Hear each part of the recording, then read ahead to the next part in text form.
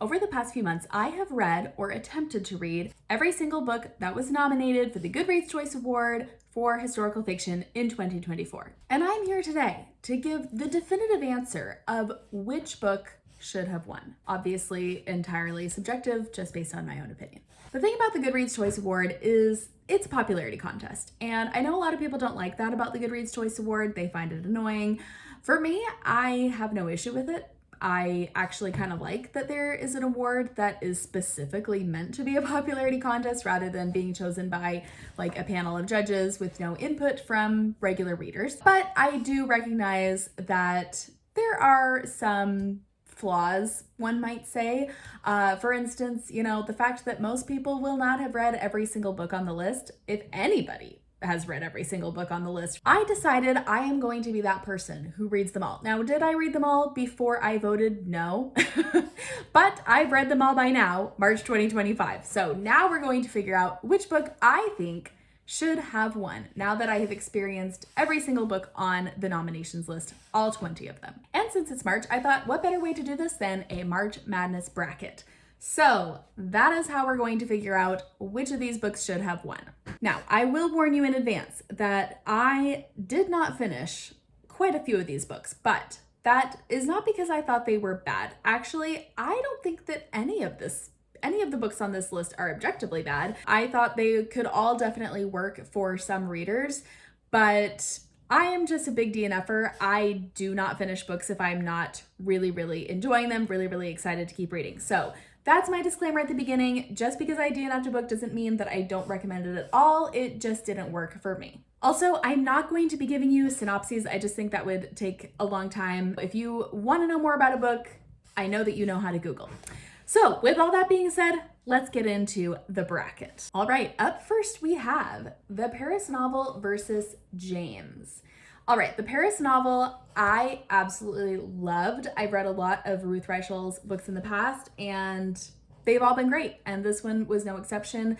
It was just so warm and comforting, and it's the sort of book that I think in the hands of another author, if it had been like the same plot, it could have come across very cheesy, very corny, but Ruth Reichel, she's a master. I just love her writing. It felt very genuine and very real and just so lovely. I think lately cozy has become sort of just like a marketing ploy, but this book was actually genuinely cozy. The only beef that I have with The Paris Novel, but it's a pretty big one for our purposes today, is that it is set in the 1980s. Now, we all have different opinions about how we define historical fiction, but for me, I feel like it's got to be at least 50 years ago that the book was set.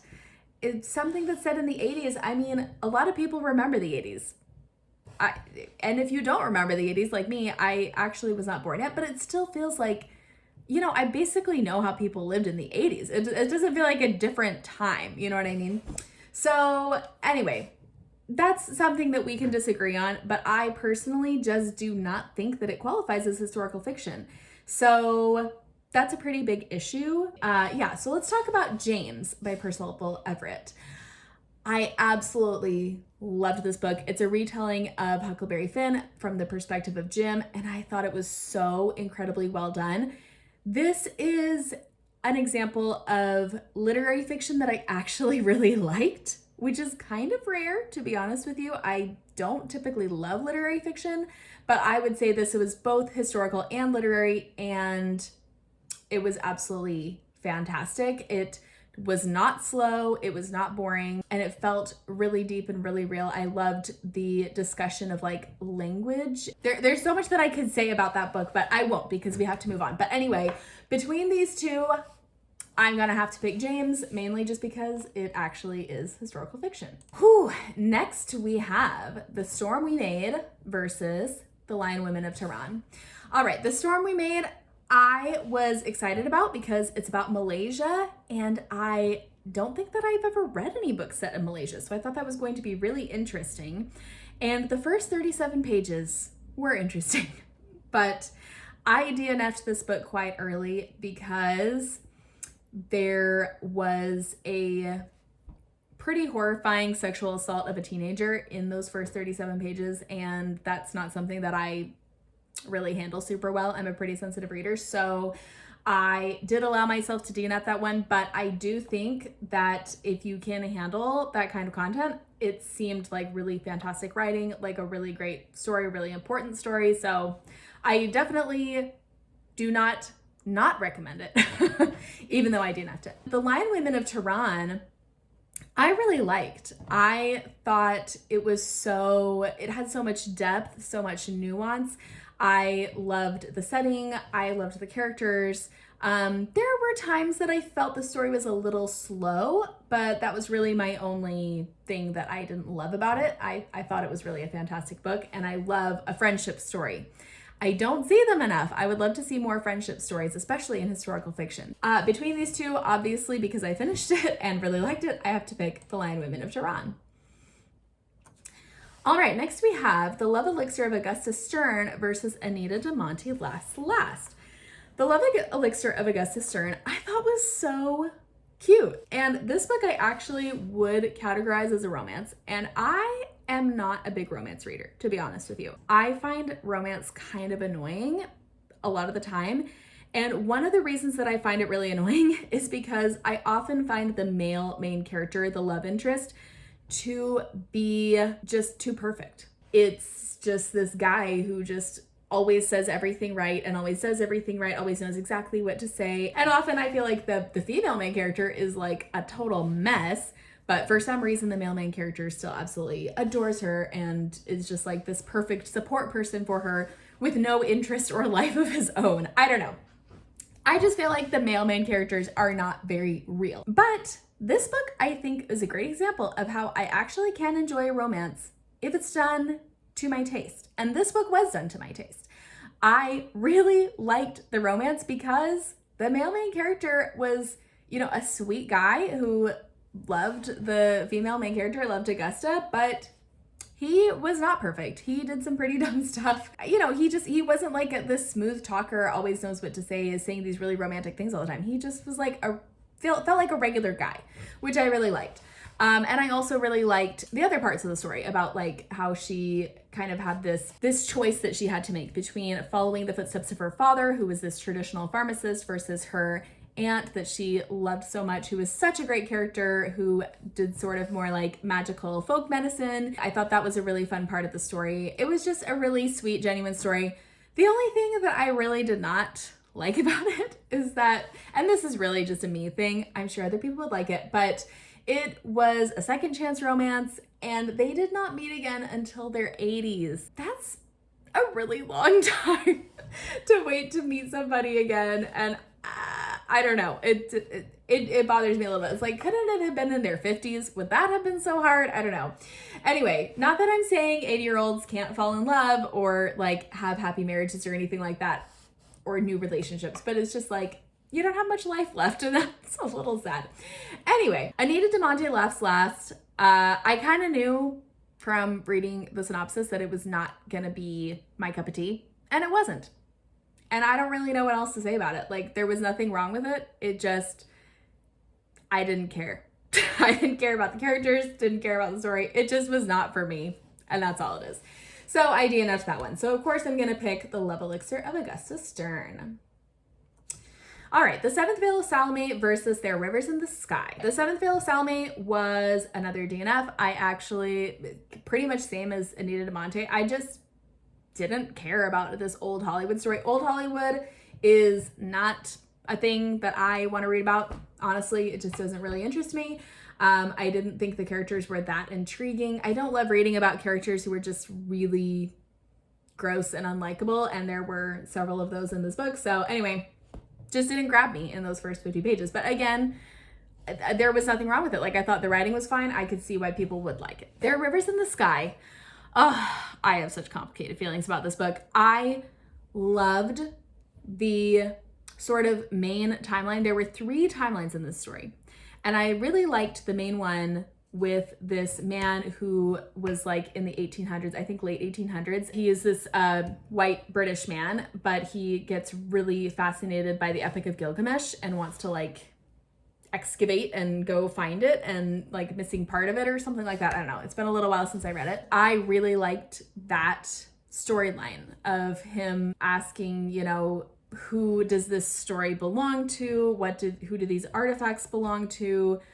Do they belong to all of us because it's like a story that applies to all of human civilization, or does it belong to the people of the country where it came from, even if they're not taking care of it, even if they're allowing it to get lost to, you know, the sands of time, whatever. And there were a lot of themes that I thought this book did really well, but the other two timelines I did not really like. I thought that they tried to tackle these giant themes, but didn't really like go deep enough with them to really fully explore the themes in the way that they deserved. I mean, like war, violence, sexual assault, racism, and they didn't feel really organic because there were so many. It just felt like the author was trying to pack in everything she cared about into this one book. So it felt like a lot, and it felt like it was almost like an assault on the reader, just like so many really tough topics. That being said though, I do think it did some of the themes really, really well. So if it would have stuck with, it would have just been a little more focused, I would have liked it a ton.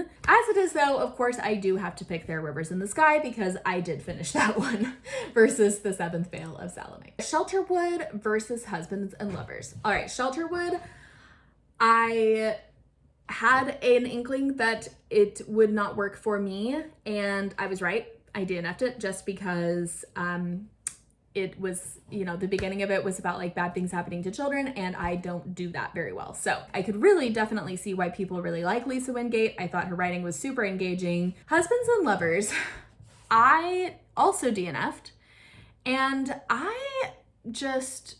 there was a past timeline and a present timeline. The past timeline I just thought was boring, just didn't really care.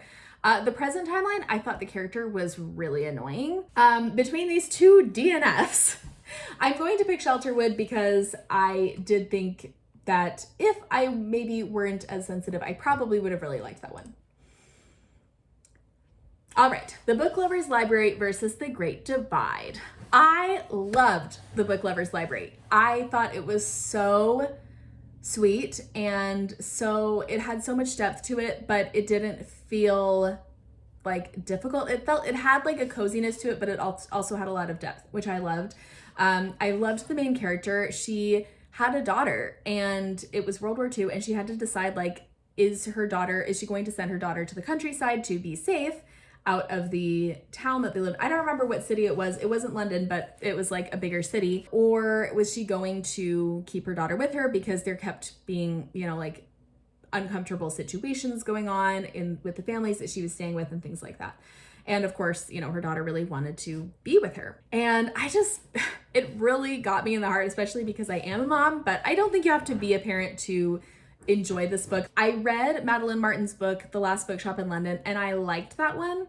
But this one I think has another layer that made it so much better to me. Well, maybe not so much better. I liked The Last Bookshop in London, but it made it even better because she is a mother, and that just really added a lot for me. So The Great Divide, first I have to say, beautiful cover. This might be my favorite cover out of all of these books. I absolutely love the cover. I thought this book sounded great about the building of the Panama Canal. That sounded really interesting. But just being totally honest, the execution of it just didn't really work for me. It was like, well, one thing, it was pretty literary and kind of slow. And for another thing, it kept like going from character to character to character, and it felt like it never came back.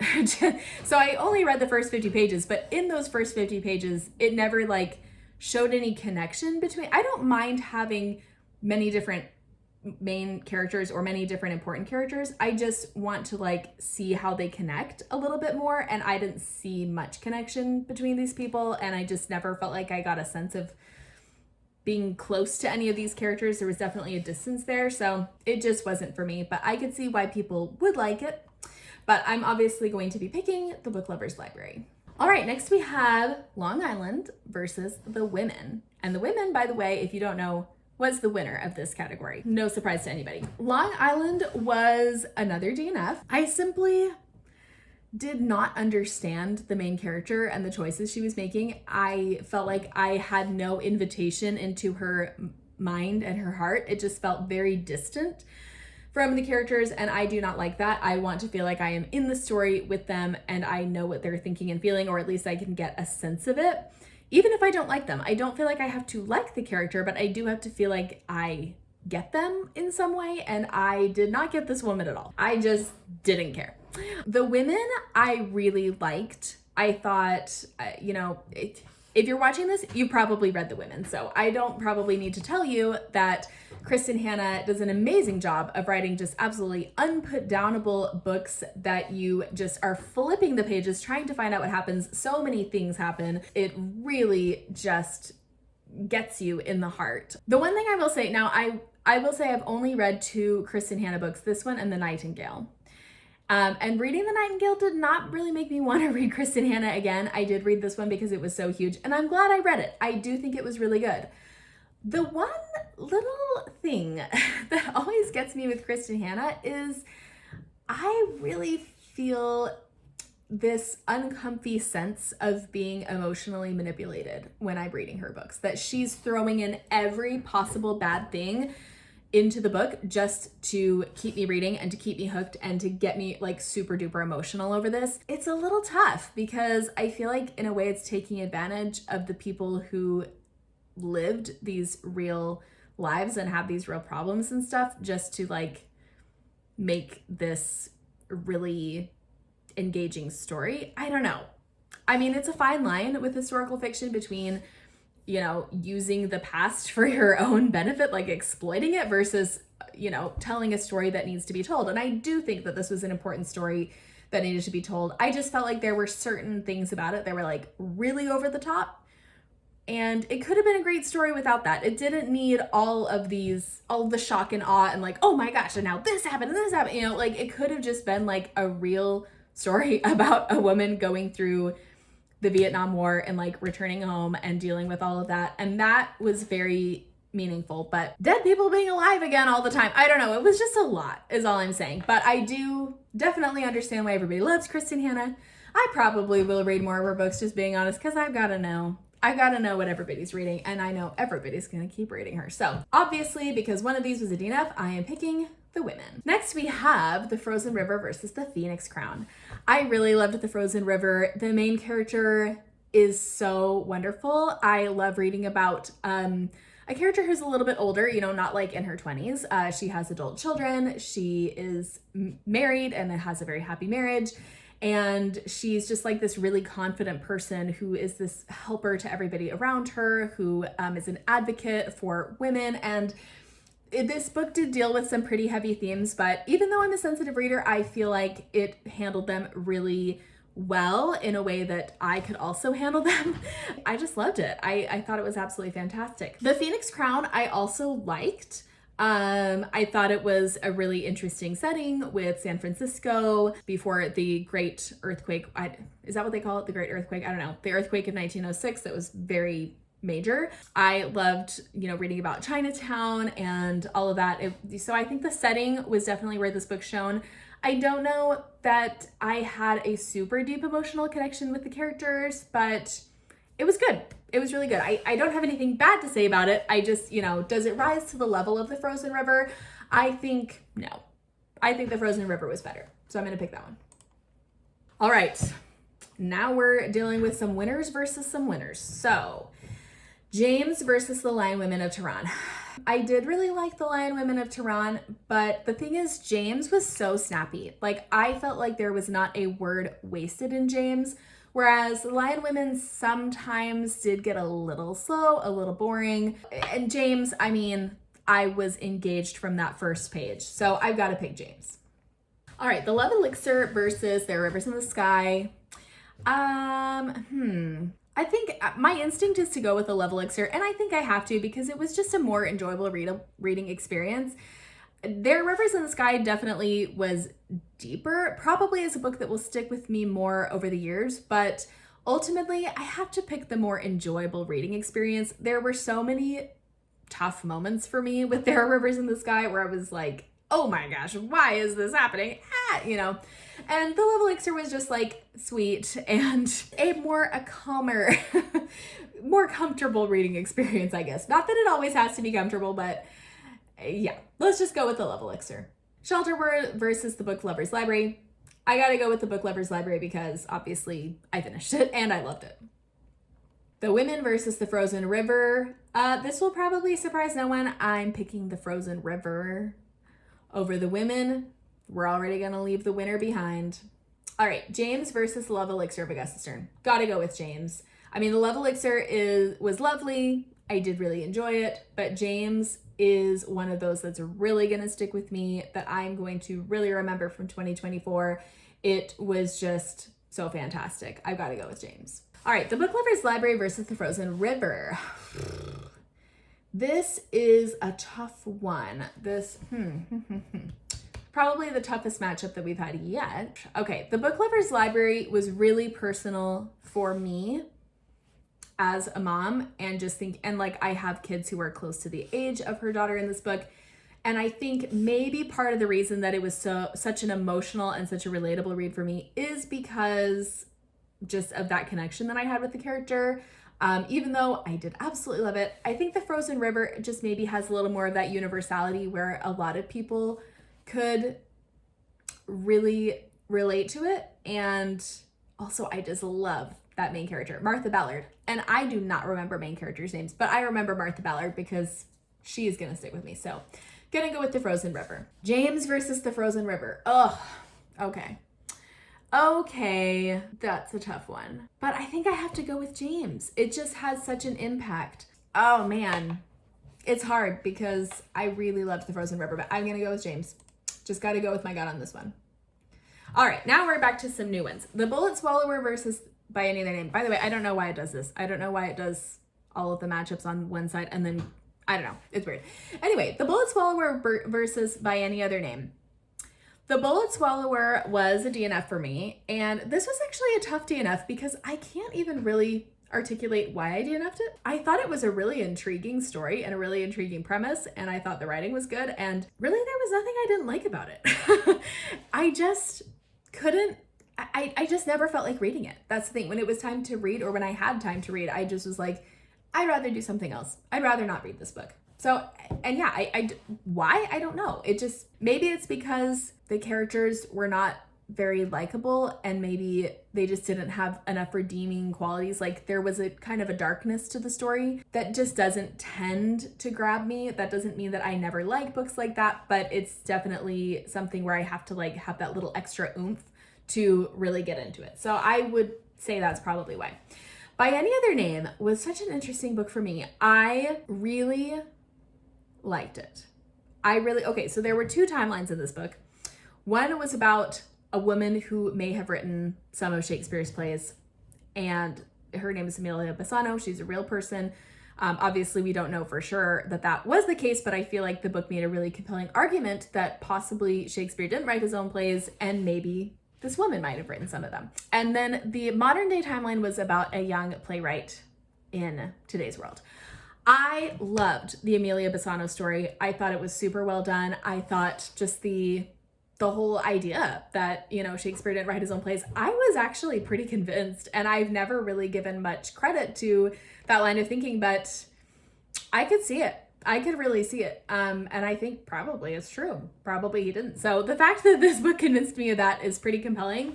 But the modern day timeline, I just didn't like. I thought the character was really annoying, just like had absolutely no confidence. And I just felt like it was trying to say like everything today is just as bad as it was back in Shakespeare's time for women. And I do think that probably in the playwriting space, it is probably like very, you know, geared towards men, and there's probably a long way to go for women. I don't really know personally. I'm not in that world to say that it's just as bad as it was in Shakespeare's time. Not that anybody actually did say that, but it felt like that's what it was trying to get at. And I was like, the evil male characters that were like stopping her from being a playwright were just like really exaggerated. And I don't know, it just felt like it did not do what it was trying to do. And again, like you have this character, Amelia Bassano, who is fighting so hard to be seen, for her words to be read and heard and like put on stage. And then you have this other character who's in modern times who certainly has it much easier, like who has a lot more opportunities to be heard, and she like gets one piece of criticism and is like, well, I'm never writing again. And it's like, don't just throw away the gift that we've been given because of people like Amelia Bassano who like fought so hard. Anyway, I don't know, it just upset me. That being said though, obviously I finished By Any Other Name and I did like a lot of things about it, so I'm going to go with that one. The Briar Club versus Behind Every Good Man. The Briar Club I absolutely loved. I loved this book. It was so good. I loved the main character, who is sort of like the character who brought all of these women together in this boarding house. I loved how each of the different stories like kind of all came together and how all these women had their different stories. And I loved sort of the look at like the Red Scare in the 1950s. I thought that was done really interestingly and really well. So absolutely love the Briar Club. Behind Every Good Man, I did finish, but I had a few issues with it. My main issue with this book was the romance. This is another thing that I was talking about of like perfect male main character, just really annoying. And especially in this book because the main character is this woman who is getting a divorce. In the beginning of the book, like starts getting into this very messy divorce, and she has 2 kids. And her husband, it turns out, is just like the worst. And I just feel like it didn't really, not that I wanted it to be like this dark, depressing read about getting divorced or whatever, but it just felt like she moved on from that so quickly and just jumped into this other relationship that just so happened to be absolutely perfect. And I just felt like that was so unrealistic, and I really had a hard time getting my brain around that, because I feel like if you're going through this messy divorce, which again happened right at the beginning of the book, there was not much time. It was like a few months, I guess, maybe not even, before she got into this other relationship, and like realizing your husband never really loved you and all of these things. It's just like, I don't know. I mean, I guess she's supposed to be this really tough character. And the thing is, I think this could have been such a fantastic book if it had been almost exactly the same without the romance. And also the fact that the love interest was her boss, did not love that. Anyway, I just wanted the romance to not be in it because I loved the characters. I thought like her mom was so great. There were so many relationships that I really enjoyed about this book. I just felt like the romance kind of ruined it for me. Now, that being said, for some people, the romance probably made the book. I don't know. Kind of a personal taste issue, but I obviously am going to go with The Briar Club. All right, By Any Other Name versus The Briar Club. I have to go with The Briar Club. I mean, I adored this book. Gotta pick it. Whew, okay, I think this is, if I'm not mistaken, the final matchup. This determines the winner, people. The winner of the bracket. The winner of the Goodreads Choice Award for Historical Fiction for 2024, according to Emily Hubbard. Oh my goodness. This is really hard. James was definitely more of the moment. Like, everybody was reading it, everybody was talking about it. I feel like it made more impact culturally than The Briar Club. The Briar Club was definitely more relatable for me on a personal level, being about women. And I feel like it was more emotional, which is something that I do prefer. It's more to my taste to like feel really emotionally involved with the characters. Okay, I'm gonna be honest that before I did this, I was kind of leaning toward maybe I would pick The Briar Club to win because I did love it so much. That being said, I don't know, because I really loved James, and in this moment, I actually think I may pick James, just because I think it does make a difference that something was culturally impactful. I think that that's important to me. Like, if I'm picking what I think should have been the winner of this category for 2024, then, you know, if I'm not going to be totally subjective, and the thing is, subjectively even, I did really love it. Like, I absolutely loved reading it. I loved my time with it. I would read it again. It made me want to read Huckleberry Finn again. It made me really think about so many things. So I think I'm gonna go with James. The winner of the bracket is James by Percival Everett. I feel really good about that. I do. I think that's a book I'm going to remember for a very long time. I think it's going to be a book that in some ways does define the year for me. It was a very important part of my reading in 2024, and I loved it. That's it for me for today. Let me know which book you think should have won. Tell me how many times you disagreed with me, because I'm positive that I have alienated a great many people with my opinions. Thank you so much for watching, and I'll see you with another video soon. Bye!